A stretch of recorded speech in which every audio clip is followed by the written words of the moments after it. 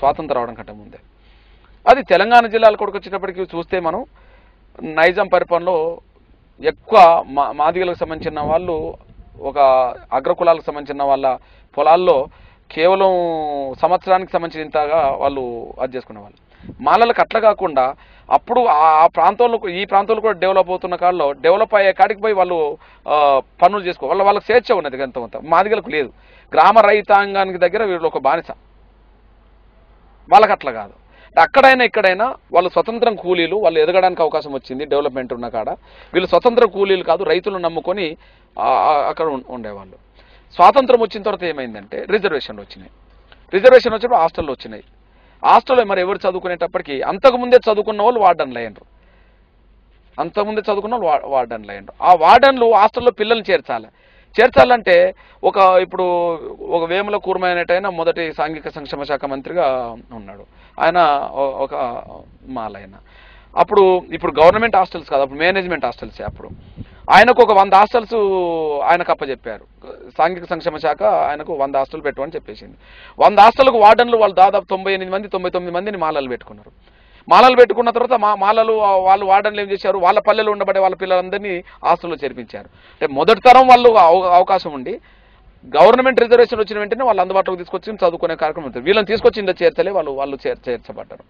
అక్కడి నుంచి ప్రాంతాలు ఏదైనా సరే వాళ్ళు రిజర్వేషన్ల ఫలాలు ముందు అందుకోవడానికి, రిజర్వేషన్ల ఫలాలు వీళ్ళకి అందుబాటులోకి రాకపోవడానికి అదే దారితీసింది. కాబట్టి సహజంగా 1-2 తరాల వాళ్ళు ముందటున్న వాళ్ళు అభివృద్ధి ఫలాలు అందుకోవడానికి అవకాశం ఉంటుంది. 1-2 తరాలు చదువుల్లో ఇతర ఏ కారణాల వల్ల సరే వెనుకబడ్డ వాళ్ళు అవి అందుబాటులోకి రావడానికి దారితీయదు. కాబట్టి ఈ అసమానతలు మొదటి నుంచే పడ్డాయి. కాబట్టి వాళ్ళు విద్యా ఉద్యోగ సంక్షేమ రాజకీయ అవకాశాలు ఉపయోగించుకొని వాళ్ళు అభివృద్ధిలోకి వచ్చారు. వీళ్ళు మాకు అన్యాయం జరిగింది, మాకు కూడా వాటర్ కావాలని అనడానికే 40 ఏళ్ళు పట్టింది. ఒక రకం చెప్పాలంటే 45 సంవత్సరాలు పట్టింది. ఇప్పుడు స్వాతంత్రం 62 అంటే ఇప్పుడు 16-17 సంవత్సరాలు. అంటే 45 సంవత్సరాల వరకు రిజర్వేషన్ ఏకపక్షంగా పోయిన విషయం రుజువైంది. ఇప్పుడు 15-16 సంవత్సరాలుగా మాకు అన్యాయం జరిగిందని ప్రశ్నిస్తున్నామే తప్ప ఇంకా న్యాయం కూడా పొందలేకుండా పోయినాం. ఇందువల్ల అసమానతలు అక్కడి నుంచే పడ్డాయి. ఆ అసమానతలే పెరిగినాయి.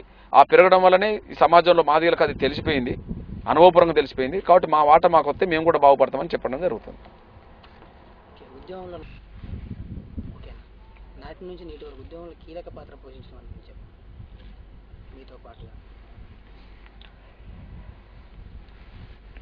ఎంఆర్పిఎస్ ముందు స్టార్టింగ్లో ఏర్పడ్డప్పుడు ఓన్లీ ఈదుమూడికి సంబంధించిన పిల్లలే 20 మంది. ఆ ఈదుమూడు నుంచి ఎదిగిన వాళ్ళు రాష్ట్ర స్థాయిలో కూడా అధ్యక్షులైన కనకరావు అనే తమ్ముడు. ఆ 20 మందిలో కూడా ఫస్ట్ లేడు, తర్వాత రావడం కూడా జరిగింది. ఉద్యమం కొంత ముందుకెళ్తున్న దశలో కృపాకారు లాంటి వాళ్ళు ఎంటర్ అయ్యారు. అక్కడి నుంచి ఉద్యమం విస్తృతం పడేది, అన్ని జిల్లాలో జరిగింది. అంటే 20 మంది పట్టుకొని మండలాలు తిప్పాము. మండలంలో వచ్చిన క్యాడర్ని ఆధారం చేసుకొని జిల్లాలను తిప్పాము. జిల్లాలో దొరికిన క్యాడర్ని ఆధారం చేసుకొని రాష్ట్రాన్ని విస్తరింపజేశాము. బోధించు, సమీకరించు, పోరాడనే నేపథ్యాన్ని రాష్ట్ర స్థాయిలో విస్తృతం చేయడం జరిగింది. ఆ క్రమంలో ఎంఆర్పిఎస్లో ప్రథమ శ్రేణి నాయకత్వం, ద్వితీయ శ్రేణి నాయకత్వం, తృతీయ శ్రేణి నాయకత్వం, 4వ శ్రేణి నాయకత్వం కూడా రావడం జరిగింది మనకు. ఉదాహరణకు గ్రామంలో అంతకుముందు నాయకత్వం మాదిగల్లో రాలే, కానీ దండూరు వచ్చినాక మాదిగల్లో నాయకత్వం విస్తృతపడ్డది. ఏ కుల సంఘంలో ఏ కులంలో లేనంత విస్తృతమైన క్యాడరు నాయకత్వం మాదిగ దండ రూపంగా ఎంఆర్పిఎస్లో వచ్చింది.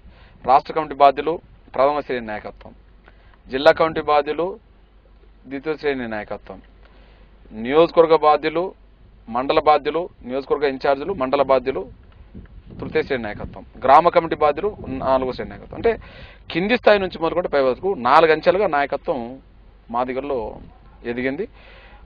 ఆ ఎదిగిన నాయకత్వానికి ఉద్యమ స్ఫూర్తి ఉండడం వల్ల, కమిట్మెంట్ ఉండడం వల్ల 16 సంవత్సరాలుగా ఉద్యమం తమ లక్ష్యం మీద దృష్టి పెట్టి ముందుకెళ్తుంది. అంటే నాటి నుంచి నేటి వరకు ఉన్నవన్నీ ప్రైవేట్ పరం అవుతున్నాయి. ఒక పక్క ఇంకా ఏబిసిడీల కోసం పోరాడే బదులు ప్రైవేట్ రంగంలో రిజర్వేషన్ కోసం కూడా పోరాడమని కొంతమంది అంటారు. ఇప్పుడు ఒకటి ఉన్న ఉద్యోగాలు ప్రభుత్వ రంగంలో తక్కువే అనబడుతున్నా కూడా ఉన్నాయనేది కొంత వాస్తవమే కదా. ఇప్పుడు ఒక డిఎస్సి వస్తే 1000 ఉద్యోగాలు భర్తీ అవుతున్నాయి. ఓ కానిస్టేబుల్ పోస్టులు 1000 ఉద్యోగాలు భర్తీ అవుతున్నాయి. బ్యాక్లాగ్ పోస్టుల పేరుతో 1000 ఉద్యోగాలు భర్తీ అవుతున్నాయి. ఇవన్నీ ప్రభుత్వ రంగంలో కదా. మీరు అన్నట్టుగా ప్రైవేట్ రంగం ముందుకు రావడం వల్ల ప్రభుత్వ ఉపాధి అవకాశాలు తగ్గుతున్నమాట వాస్తవమే. ఎంత తగ్గినా ఉన్నమాట కూడా వాస్తవమే కదా. ఇక్కడ ఈ ఉన్న అవకాశాల్లోనే వర్గీకరణ జరగకపోతే లేని అవకాశాల వర్గీకరణ ఎక్కడి నుండి వస్తుంది? అది లేనే లేదు. ఇప్పుడు అది కూడా పోవటం చేయాలంటే జాతీయ స్థాయిలో ప్రైవేట్ రంగం రిజర్వేషన్ల కోసం కూడా మళ్ళీ దశాబ్దాల పాటు ఉద్యమాలు చేయాల్సి వస్తుంది. నేను అంటున్నానంటే ఈ ప్రభుత్వ రంగంలో ఉండబడే 10 అవకాశాల కానీ పంచుకోవడానికి అంగీకరించకపోతే వచ్చే 90 అవకాశాల్లో అప్పుడు పంచుతారని గ్యారంటీ ఏంటిది? అప్పుడు ప్రైవేట్ రంగంలో రిజర్వేషన్లు ఒకవేళ వచ్చినాయి అనుకుందాం, మాదిగలకు వాటా వస్తుందా? గ్యారంటీ ఉంటుందా? రాదు. మళ్ళీ అప్పుడు మేము ఎవరికి సంపాదించి పెట్టినట్టు? అంటే ఈ ప్రభుత్వ అవకాశాలు ఎవరైతే ఉపయోగించుకొని వాళ్ళు అభివృద్ధిలోకి వస్తారో ప్రైవేట్ రంగంలో కూడా రిజర్వేషన్ ఉపయోగించుకొని వాళ్ళే ముందుకెళ్ళడం కూడా జరుగుతుంది. కాబట్టి మేము మా వాటా ఇక్కడ సాధించుకోగలిగితే రెండో దశ చెప్పడం ప్రైవేట్ రంగం రిజర్వేషన్ చేస్తే అర్థం ఉంటుంది. ఎందుకంటే ఇక్కడ వాటా వస్తుంది, ప్రైవేట్ రంగంలో రిజర్వేషన్ చేస్తే అందులో కూడా వాటా వస్తుంది. కాబట్టి ఈ ప్రభుత్వ రంగం అనే 10 అవకాశాల కాడనే ఒక అన్నం మెతుకుల కాడనే ఉన్నది పంచుకుందామంటే ఒప్పుకోలేని వాళ్ళు, ప్రైవేట్ రంగం రిజర్వేషన్ అనే ఒక బిర్యానీ వస్తే ఆ బిర్యానీలో 4 మెతుకులు మమ్మల్ని తినడానికి ఒప్పుకుంటారు వీళ్ళు? ఒప్పుకోరు. కాబట్టి ప్రైవేట్ రంగంలో రిజర్వేషన్లు అవసరమే కానీ ఏబిసిడి వర్గీకరణ అయిపోయాక దాని గురించి మాట్లాడదాం. అంటే వర్గీకరణ వల్ల దళితుల్లో ఐక్యత దెబ్బతింటుందని కొందరు వాదన. ఇప్పుడు ఐక్యత అనేది సమానమైన అవకాశాలు అందరూ అనుభవించినప్పుడే అందరూ ఐక్యంగా ఉంటారు. ఉన్న అవకాశాలు సమానంగా అనుభవించకుండా ఎక్కడైతే ఒకరికి ఒకరు అన్యాయం చేయడానికి దారితీస్తుందో అక్కడ అనైక్యత వస్తుంది. ఇప్పుడు రిజర్వేషన్ల వర్గీకరణ 4 సంవత్సరాలు ఇక్కడ అమలు జరిగింది చంద్రబాబు ప్రభుత్వంలో. అప్పుడు అనైక్యత లేదే, ఐక్యంగా ఉన్నాం కదా. ఐక్యంగా ఉండి ఉమ్మడి ఉద్యమాలు కూడా చేశాం. మీరు గమనించాల్సిన విషయం ఏంటంటే 2001 నుంచి 2004 వరకు ఈ రాష్ట్రంలో ఏబిసిడి వర్గీకరణ అమలు జరిగింది. ఏబిసిడి వర్గీకరణ అమలు జరిగిన 4 ఏళ్లలో ఉమ్మడి ఉద్యమాలు కూడా చేశాం కదా. ఎస్సీ ఎస్టీ కమిషన్ వేయించింది ఆ సమయంలోనే, ఎస్సీ ఎస్టీ ఉద్యోగస్తులకు ప్రమోషన్లు రిజర్వేషన్ సాధించేది ఆ సమయంలోనే దళిత మహిళలకు అన్యాయం జరిగినప్పుడు దళిత మహిళలకు న్యాయం జరగాలనే ఉద్యమంగా చంద్రబాబు ప్రభుత్వంలో మధ్యాహ్న భోజనం ప్రవేశపెట్టినప్పుడు మాదిగ మహిళలు వంట మేము తినాలా, మా అగ్రకులాల బిడ్డలు భోజనం చేస్తారా అని చెప్పి విర్రవీగుతూ గొడవలు పడుతున్న రోజుల్లో దళిత మహిళల ఆత్మగౌరవం పరిరక్షించడం కోసం ఉద్యమాలు చేసింది కూడా అప్పుడే. ప్రైవేట్ రంగంలో రిజర్వేషన్ల కోసం ముందుకెళ్ళాలని ప్రయత్నం చేస్తున్నది కూడా అప్పుడే. అంటే వర్గీకరణ ఎవరు వాటా వాళ్ళు అనుభవిస్తున్నప్పుడు ఐక్యంగా ఉన్నాం, ఉద్యమాలు చేయడం జరిగింది. వర్గీకరణ వీళ్ళు కావాలని కొంతమంది స్వార్థాలు ఎప్పుడైతే రద్దు చేశారో, రద్దు అయిన తర్వాత మాకు అన్యాయం జరిగిందనే విషయంలో మేము పోవటం చేయాల్సిన అవసరం ఉండే పద్ధతి. అంటే అనైక్యత ఎక్కడున్నది? అసమానతలున్న కాడ అనైక్యత ఉంటుంది. సమానమైన అవకాశాలు అందరూ అనుభవించిన కాడ ఐక్యత ఉంటుంది. ఏబిసిడి అమలు జరిగిన 4 ఏళ్ళు ఐక్యత ఉన్నది. ఏబిసిడిని రద్దు చేసినాకనే ఆ అభిప్రాయ భేదాలు మళ్ళీ ఘర్షణ అనైక్యతకు దారితీసింది. అందువల్ల ఉన్న అవకాశాలు పంచుకోవడానికి ఎవరైతే అంగీకరిస్తారో వాళ్ళు ఐక్యత గురించి మాట్లాడినట్టు, ఉన్న అవకాశాల గురించి అందరికి అందుబాటులోకి రావద్దు మేమే తింటామని ఎవరైతే అనుకుంటారో స్వార్థపరులు వాళ్ళ వల్ల అనైక్యత వస్తుంది. ఇవల్ల మాల మహానాడు వల్ల అనైక్యత వచ్చింది, మాదిగదండ్రుల వల్ల ఐక్యత పెరుగుతుంది. అంటే ఎస్సీ జాబితాలో 59 కులాలు ఉన్నాయి, కేవలం మాదిగలే కాదు, మిగతా కులాల పరిస్థితి ఏంటి? ఇప్పుడు మొత్తం షెడ్యూల్ కులాల మొత్తం జనాభాలో 80%కు పైగా మాదిగ మాల జనాభాలు. ఒక రకంగా చెప్పాలంటే 90% మాదిగ మాలలకు సంబంధించిన వాళ్ళు.